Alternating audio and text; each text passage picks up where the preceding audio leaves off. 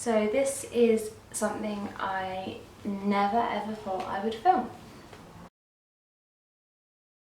Hi guys, so I didn't want to film this video because there's lots of reasons. Because firstly, there is somebody involved of whom I don't really ever want to see this video. I don't think he will. I don't think he watches anymore, but he knows I used to do this, and he might come across it, or someone he knows might come across it. I'm not going to specify too much, but I know that if anybody who is like a personal friend or something, they would know who I was talking about, and I just don't want things like gossip to go around. So that's number one.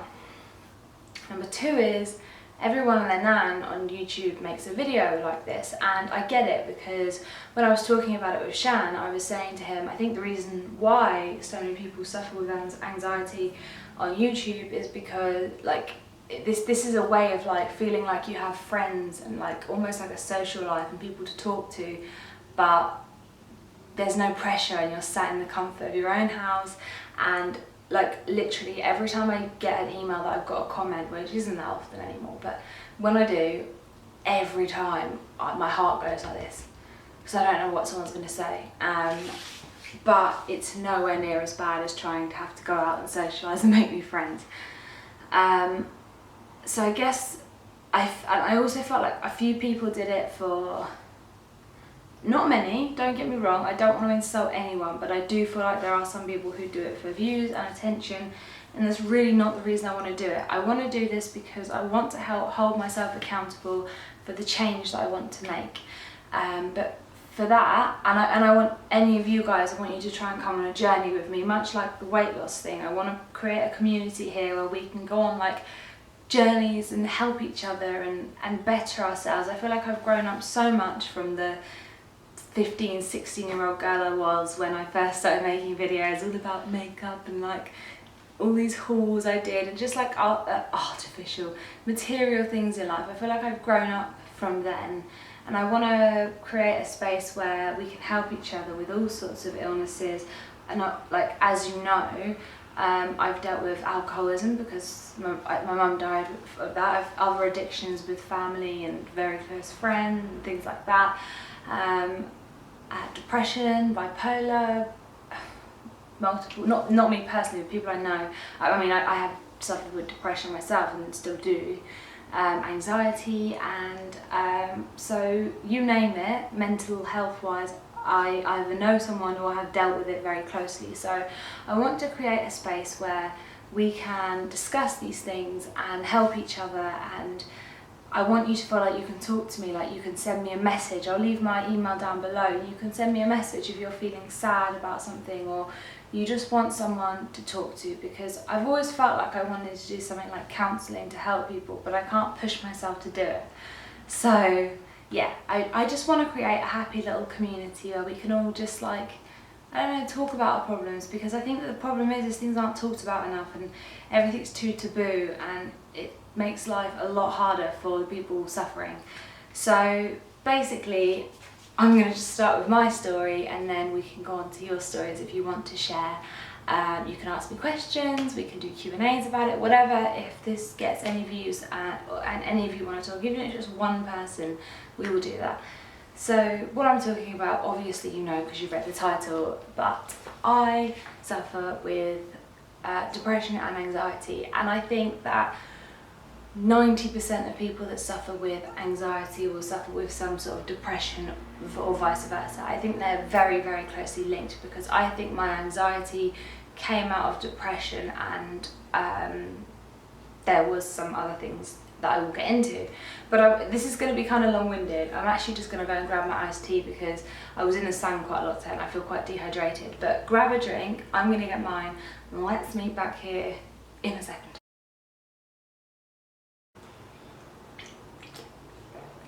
Oh my god, that helped so much. I'm going to get a dry throat throughout this video because I'm going to talk a lot.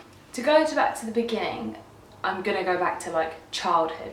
I think it's important that you get the full story and you see where things changed for me, and maybe you can relate. My childhood was great, really. I had my parents never divorced. I have a bit of a dysfunctional family, but it was never dysfunctional for me. So I have a half brother from my mum's side and a half sister from my dad's side, and actually technically 2 half sisters, but one of them died when she was a baby, but they're older than me and I never met them, so that didn't actually personally affect me. In fact, that probably affected my sister more, because she always wanted to have a full sibling and she only ever had half. Not that we're all just brothers and sisters. And my older brother specifically, my dad adopted him because his dad was a waste of space.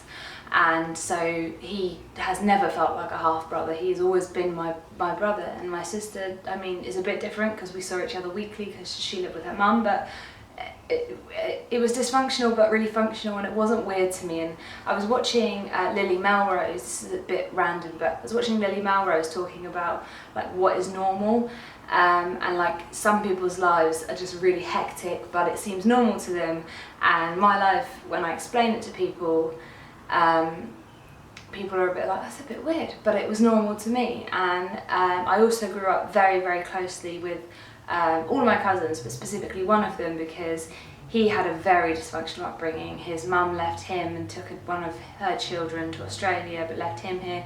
He didn't know who his dad was until he was older. He was brought up by my grandma and my mum, and so that was a bit like weird. But me personally, I have a full brother who is my younger brother. I'm the middle child. I was like completely planned. I had 2 loving, amazing, incredible parents. Even with my mum being an alcoholic, and might I just point out, my mum always liked to drink, but it wasn't ever a problem until later on, which I'll get to. But it wasn't like she was an addict and she drank while she was pregnant or anything. Actually, in fact, my mum was a smoker when she was throughout her life until her like 40s, like not long before she died actually. But she never smoked when she was pregnant. She was really healthy when she was pregnant, and obviously she'd go out and drink with friends, but she never did that when she was pregnant. So and my mum was just incredible with like family and friends, and we just had this, we still do like have this tight unit as a family. And so basically what I'm trying to say is there was nothing in my childhood that affected me and led me to be the person I am today. I mean, obviously things make you the person that you are, but I mean led me to have the issues that I have today. Up until I was 10 was when we moved.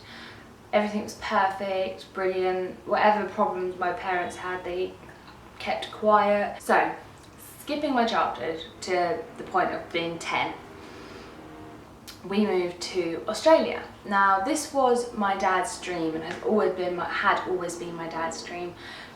Unfortunately, it wasn't actually my mum's dream, but she never aired that until it was too late, really, until we actually came back to England, and she had a few problems at this point, but she never actually aired that she always told my dad she really wanted to go. Her sister, who is my cousin's mum, lived in Australia, so she wanted to live near her, and you know, it was going to be amazing. We were going to have family there, and it was going to be hard because she was so close to her mum, like I was to my own mum. They were like best friends. They'd call each other every day. I don't know why I'm clapping. Just like I did with my mum, basically, until she went. And so there was, you know, some ups and downs, but for me personally, again, my parents, I'm sorry if you can hear drilling, there's always something going on here. My parents kept all of like the really bad things away from us. I saw my parents row a few times, which I think is kind of healthy, because I think it's good that your parents show you that like emotions and feelings are normal. What I didn't know, I kind of gathered a bit, because there were a few occasions where my parents got way too drunk, or there was some silly things that happened, and I don't know, I didn't realise how bad it was though until I was an adult and we were talking about it, and my parents kind of fully explained, because I wanted them to. I wanted to know what it was like for them, because I didn't really understand why we came back. So we moved out there for about 9 or 10 months, and then we came back. And there was many reasons for that, one being my older brother was going into secondary school and they didn't want to disrupt him too much, so it was either we stay up there for the whole of his secondary school or we came back just before he started. It wasn't so bad for me and my younger brother because we were still in little school, and I was so happy-go-lucky. This is the point I wanted to make. I was such a happy-go-lucky kid. You could have put me anywhere and I would have made friends. I was chatty, like people really, I got on with people really well and they liked me, and I feel like I'm a friendly person, I have a good heart, and I had loads of friends. I made friends with basically everyone, and like it was because I was the English girl as well, but like I was like a bit of an oddity, so people liked me more as well, so that was kind of cool. So in 2002 we came back home, and that is when my mum's addiction became an addiction, I guess. I think she always had an addictive nature. She was always addicted to something, whether it be shopping or something, but it was always controlled. However, alcohol is very, very difficult to just stop doing, and I hate how looked down upon it is. I want to make a whole series on these sorts of things because it's such a big topic and it's so infuriating. It makes me so angry when I go into a shop and I see, for example, Tesco's.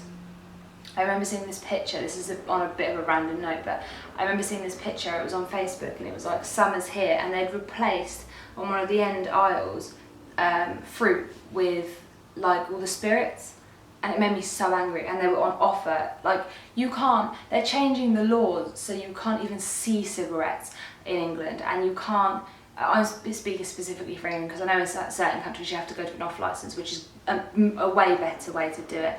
And they're going to change packaging of cigarettes so they're not so attractive. But alcohol seems to be this wonderful thing that people think is okay to just have. Like, I can't, it makes me so angry I can't get my words out. And I will do a follow up on this when I've actually had some sleep and I can gather my thoughts if we get a conversation going. But it infuriates me because I know multiple people who are addicted to alcohol, just in my small family. Now granted, my family and extended family have that addictive nature, which, so they're more susceptible to becoming addicts, but alcohol has been, people, like scientists have said, it is as hard, if not harder, or it's on the same scale as trying to get off heroin. Now I don't know how much you know about people who are heroin addicts, but the majority of them do die because they cannot get off heroin. It's so hard.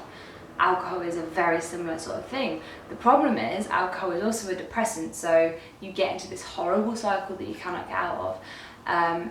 Basically, my mum started drinking in Australia because she said she was unhappy and a bit lonely, and then it got too much. This wasn't actually the reason why she had problems. It actually turned out there were many, many childhood problems that happened, like rape and things, which actually had affected her, and then turned out that she ended up having an addiction. Now, if any of you have any addicts in your family or know about addicts or any mental health problems, a lot of them stem from childhood issues, like bad things like neglect, rape, like mental or physical abuse. So many people have problems because of things like that. It's so important that children are looked after and nourished when they're young, because it can just be devastating.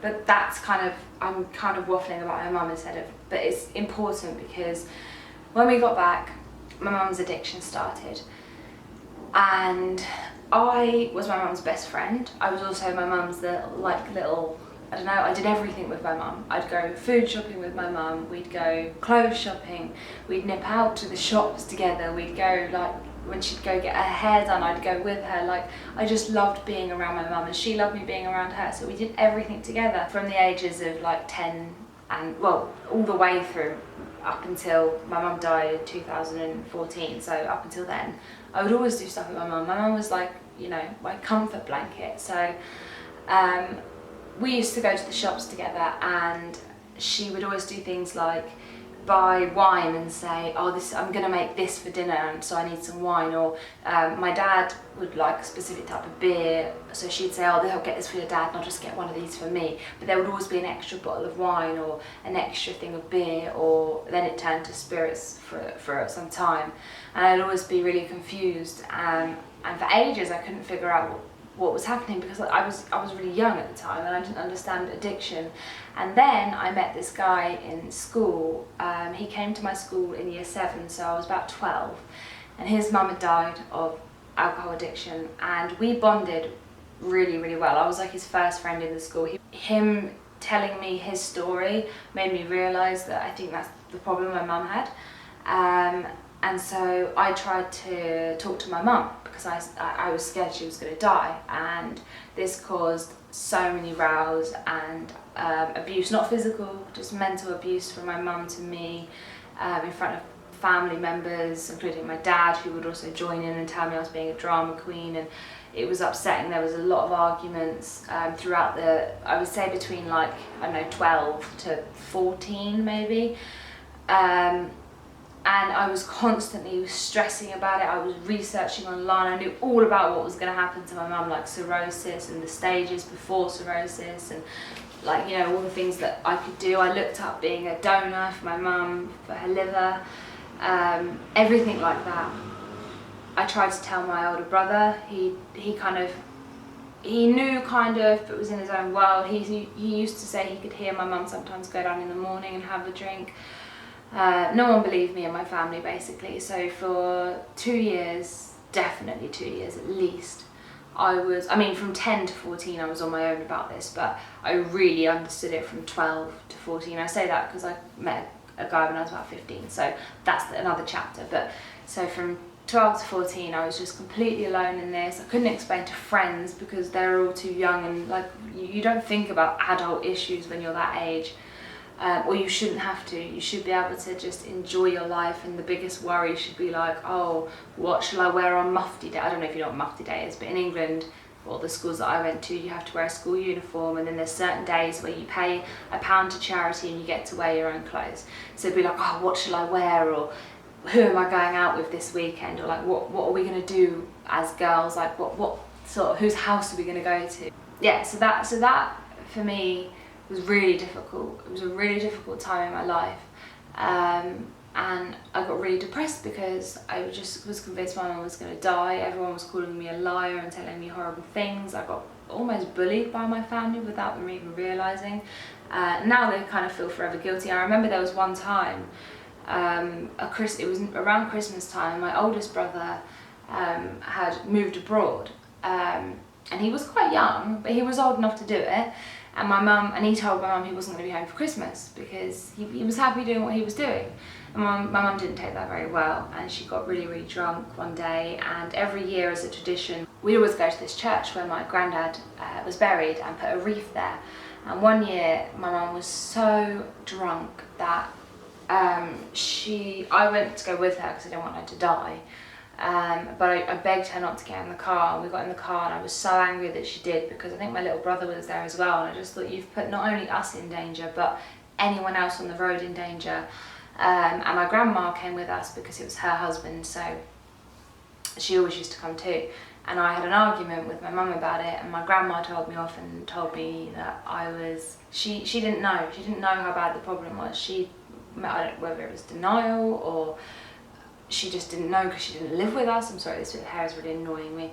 But I got in trouble again around that time. So I kind of just shut up talking about it, kept it all inside. And as you know, it's really unhealthy to bottle up, like, your problems and your issues. And I remember there was one time when I was about 14, again, my friends were around and we were joking about things, and someone had brought up alcohol because we'd started wanting to try alcohol at that age. Although, I was a bit put off because I thought I was going to become this crazy addict and die as well. And I just broke down, I burst into tears, I explained to my friends, and they didn't really say anything. They didn't know what to say. They didn't have to deal with these problems, and we were young. And yeah, I spoke to one of my best friends that I told recently, and she said she almost didn't believe me. She thought I was kind of making it up a bit because she'd never even really heard of it, like it being a thing. It's not something that's taught in schools, which I think is disgusting. I think that things like mental health should be taught you should learn about mental health so you're not ignorant to it.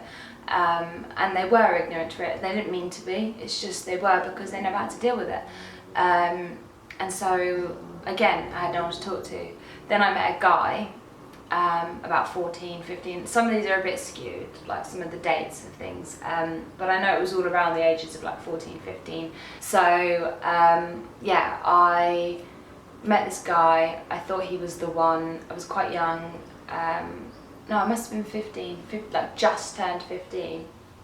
And actually he just wanted to use me for sex. So I slept with him. He was the first person I slept with. And then he started ignoring me, and then I was even more alone, and I was heartbroken, and I started cutting at my wrists, basically. I'm going to stand up. I'm not wearing matching clothes. I tried to make myself look nice, but I'm going to show you. You can see. I actually have a scar. That's a bruise. But a scar, I don't know if you can see it. Here, yeah, you can. On my leg. Luckily that's the only one that really lasted. I never really used to cut that hard. It was an attention thing. It really was. I did it for attention because it was a cry for help, because I didn't know what to do. This guy had used me. I actually thought I was pregnant. I wasn't, but I really thought I was. I didn't want to talk to my mum about it because I'd kind of pushed her away at this point, or I tried to, because I didn't know what to do in the situation. I didn't want to talk to my friends, like they didn't understand my situation, and it was just a hard time. And that's really when my depression like really kicked in. So basically I started suffering with depression from about the ages of 11, and I didn't even know what depression was, so I didn't know why I was so miserable, and I started comfort eating and I didn't know why. I didn't understand, and that's the hardest thing, not knowing why you feel that way and why you feel like you don't want to be here anymore, and why life would be much easier if you had just disappeared, basically. And then after that guy, I met another guy who I was actually with for about 3 years, and things were great to start with. He was amazing. I basically like spent all my time at his house so I could get away from my house, and then things went a bit downhill, and I'm not going to go into too much detail specifically right now, but if any of you want like help on this, we can personal message, or I can make another video if you want to, but this is going to be hours long if I do. But basically there was lots of mental abuse, sorry. It got to a point where I'd have to explain why I was spending any money, and I worked and he didn't. When I was 16, I got a job as soon as I could, so I could become like independent, so I could start learning to drive at 17 and all those sorts of things. He didn't work, and he always wanted to use my money, and if I bought a top for myself, he'd be like, why have you done that? And I'd have to explain it, and even now I still do it, and people are like my mum used to say to me like years after, like, why are you explaining yourself? Like, I don't care, as long as you pay your bills and you can treat yourself, it's your money. So that's like ingrained in me. And then he wouldn't let me wear certain clothes like crop tops. He told me white jeans I wasn't allowed to wear. He wouldn't let me go out with people. He basically told me to stop speaking to all my friends, and I did because I was stupid and I thought I was in love. Things were really bad, and it was 3 years, and it was weird, and I thought he was helping my depression. He was making it so much worse. He literally at one point went onto my computer. I had a whole album, a whole library of music. He deleted it all because he said I wasn't allowed to listen to it anymore. Still guts me now because I'd love to go back and see that playlist, but I can't. He just controlled like every aspect of my life, but it was so gradual that I didn't realise it. And then in the end, it got too much. I was about 18. I was like, we've changed. I can't be with you. I finally plucked up the courage. We split up, and I went to go around his house to get his stuff. And then I realised his dad was just as bad as him, if not worse. And his dad, there was some physical abuse from him as well, but as in the ex. But I'm not going to talk about it now. And I really hope he never sees this. But his dad, when I opened the door, he shoved me up against the wall and said if I ever hurt his son again, things would get a lot worse for me.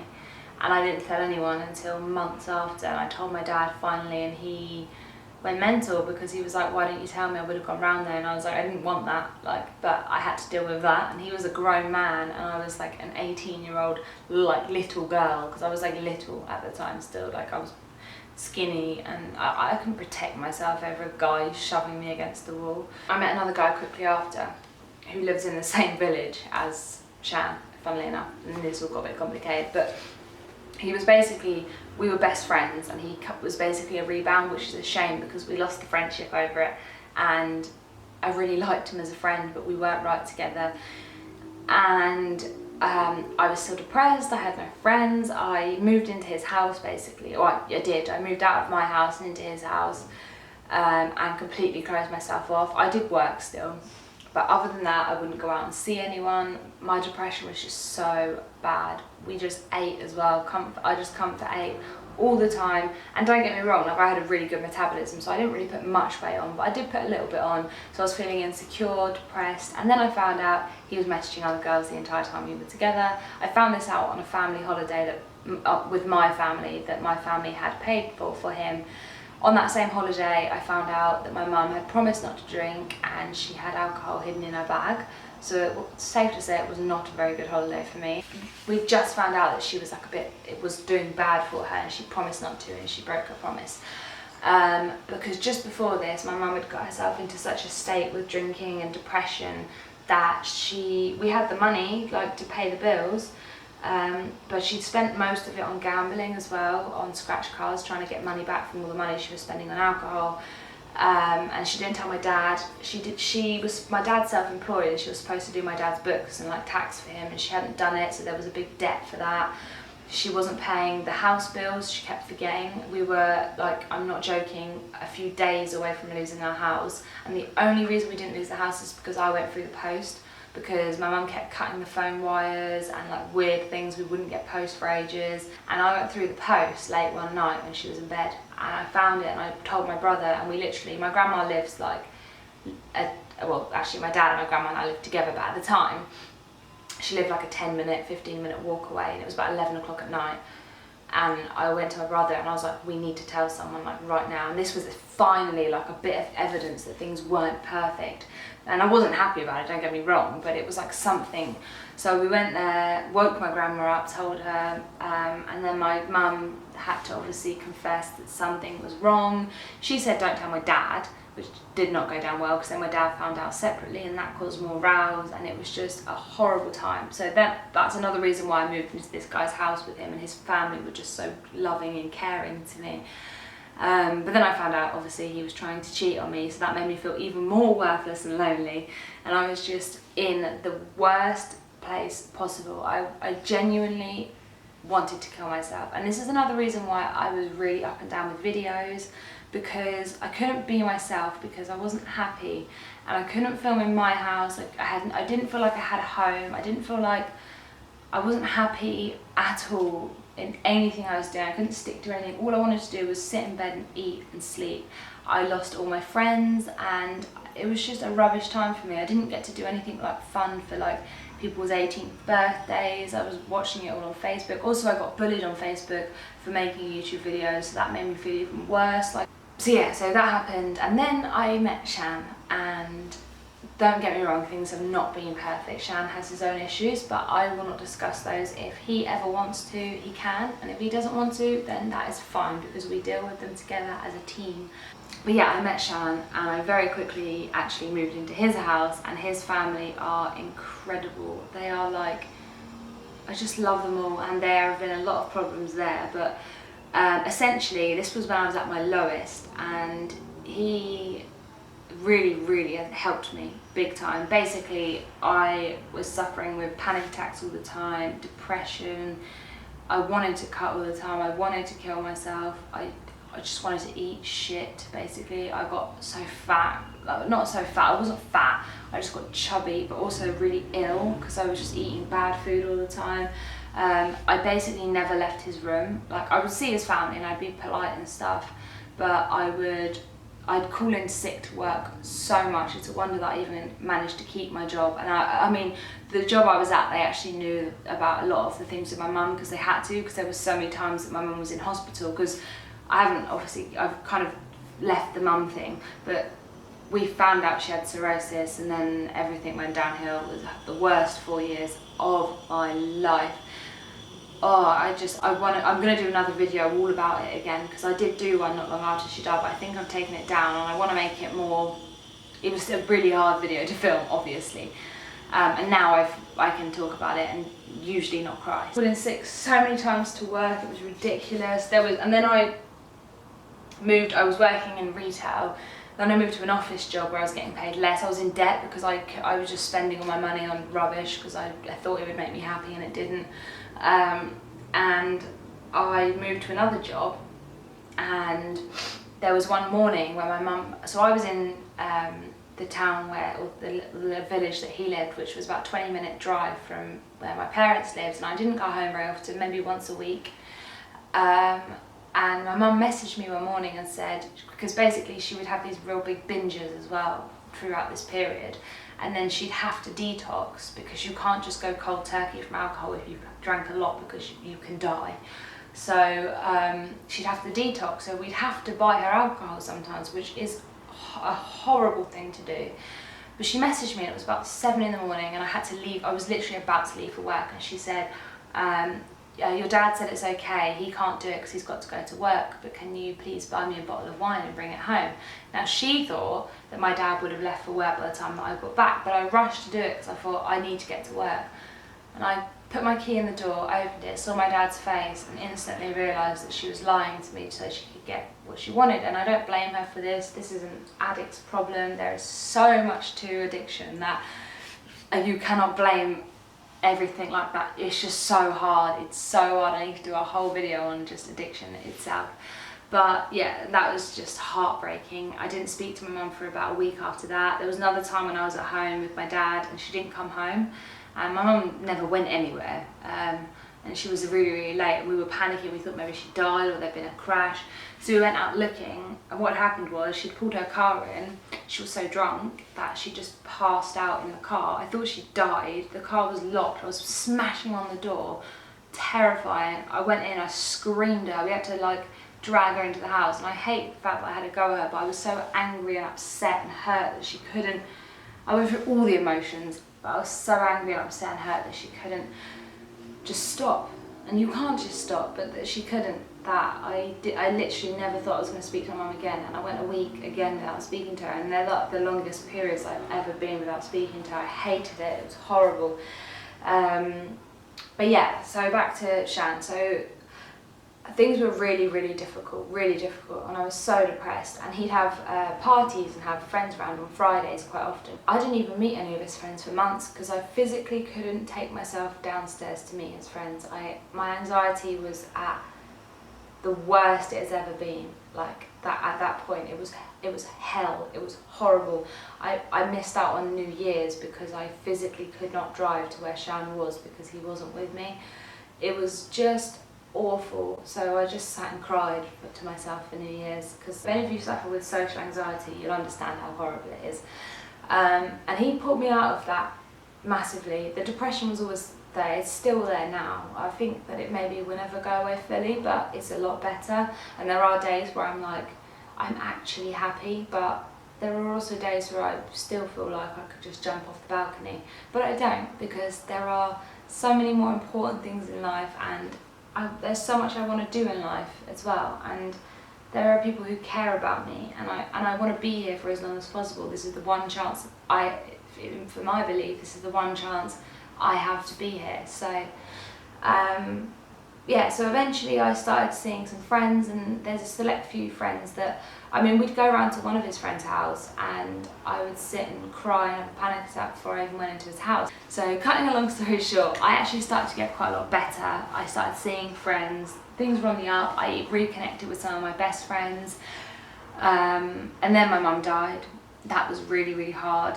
But in that, I actually reconnected again with some really, really close friends who were also really close to my mum. They came to the funeral and we just went over everything. I told them everything I possibly could, and we've been really close ever since, and that's amazing. And things got so good. And there were still things I couldn't do. There's always things I can't do. Like I hate ringing people is something that I just can't do. I did it today, which was a massive thing for me, because today is just the day that I said I'm gonna make a change. But I was quite independent. We were talking about it on the way back. I was, you know, going into work. I was really trying with work. I was still having a hard time because I wasn't being healthy or good to myself. So I was still having a hard time calling in sick a lot. But they were really understanding. They were lovely. They were the most lovely people I've ever worked with. And yeah, so that happened. Things started getting better. And then we did this whole Thailand thing. And the problem is for me, I just got into this big comfort zone of friends, family, things started getting better. Oh, the other thing is my dad got diagnosed with Parkinson's disease while my mum was really ill. And they said it was probably brought on quicker because of my mum's illness and the stress. And my dad's only in his 50s. My mum died when she was 46. And my dad now has Parkinson's. And I mean, we don't know what's going to happen. And that knocked me again. That really didn't help with the depression and the anxiety. Knocked me again, but I got back up and I carried on, and I was like, I'm gonna do this, I'm gonna stick to doing good things in life, I'm gonna be happy, things are gonna get good. And then we decided to come to Thailand, which, don't get me wrong, is the best thing we have ever done. I love it here, it's a beautiful place, I have freedom, we have our own place, but that made my anxiety just go right back to the beginning, because I'm in a whole new place, people don't speak that much English, I don't really speak much Thai, I can't do things on my own. And it got to a point, today was like the last straw. Shan has been really sick this week, and I have forced him to get out of bed multiple times to come to immigration with me because my anxiety was too high to be able to do it on my own. And I said to him today, I'm gonna make a change. I don't want to do that anymore. I don't want him to have to hold my hand. It infuriates him. He never told me until I asked him, and he said it drives him mad sometimes because he doesn't want to have to baby me. Like, I mean, when we got here, I wouldn't even answer the door. I do now because I kind of have to. I force myself. I don't want to ring people. I don't want to go to the market on my own. Tomorrow, I'm taking my vlog camera and we're walking to the market, and I'm going on my own. He'll give me money and I'll be like, but can you just ask for that or ask how much it is? I know how to ask how much something is in Thai. I know numbers better than him in Thai. And yet, I'll whisper things to him. I never get in a song towel or go anywhere on my own. I've had to once or twice coming back from uni if he's had a migraine or something, and I can't explain to you. I feel like we've had friends come round and I've been physically stuck in the bedroom because so I can't eat or drink or anything because my anxiety is like up here and I just can't move, and it's taken me back to when I first met him, and I hate it. And so I know I waffled loads and now I've kind of just rushed the ending of this, but the long story short, my anxiety is like social anxiety. I won't talk to anyone, I don't want to do anything on my own. This going to Laos thing is madness. Like, it's not something that I would do normally at all, but I'm doing it because one, I have to if I want to stay here with Shan, which I do, and two, I want to prove to myself that I can do it, and I want to do the whole just say yes thing, so I'm going to do it. And I want any of you guys who suffer with social anxiety, GAD, any mental illness, eating disorders, depression, abuse of alcohol or drugs, anything like that, say today that you're going to start to make a change. I can help you, we can help each other. I'm going to try and make weekly, monthly, bi-weekly, maybe not weekly, maybe bi-weekly or monthly updates on the things I have done. I'm going to write them down in a diary. I'm going to write down every positive thing that I do for myself. And the first thing I did was I called someone, and that is a big deal for me. I don't call anyone ever, ever, ever. So that is the first thing I did. That's the first change I've made. Tomorrow I'm going to go to the market. I'm not saying every day is going to be perfect. Some days are going to be hard. I'm going to film the ups and the highs and the lows because I want you to see it all. I want to get really personal with this, and I want to have a journey with you. I don't just want to make one anxiety video and then just leave it at that. I really want us to build a community here. So if you know anyone who's suffering with any mental illness, please, please, please get them in contact with me. I want to help. Anything at all. I'll leave my email down there. You can leave a comment, you can DM me on Instagram, you can message me on my Facebook page, you can email me, anything, any way you want to get in contact with me, whatever it takes. But I want to help people, and I want to help me, and I want to be held accountable to making this change, and I want to show you it can be done, so to give you hope that you can do it as well with whatever you're suffering with. And maybe I'll get certain people who have other problems that are close to me to speak up about their problems too, and that might help you as well in the near future. I hope that you kind of understand where my depression and anxiety has come from, what type of depression and anxiety I suffer from, and now you can start to see how I deal with it. A lot of the time I deal with it by sleeping for a long period of time and just getting in bed or having a massive meltdown. I'm going to try and not do that, but if I do, I'm going to film it because I think it's important. So that is everything. Thank you so much if you got to the end of this. I really appreciate it. Like I say, please get in contact if you need any help at all whatsoever. Trust me or someone else will help, can help. Please share this with anyone you know who's suffering with anything. Give it a like if you like this or appreciate the fact that I'm being honest and sharing with you. Please leave me a comment. Just let me know if you know anyone or you're suffering or anything like that. Leave me a comment.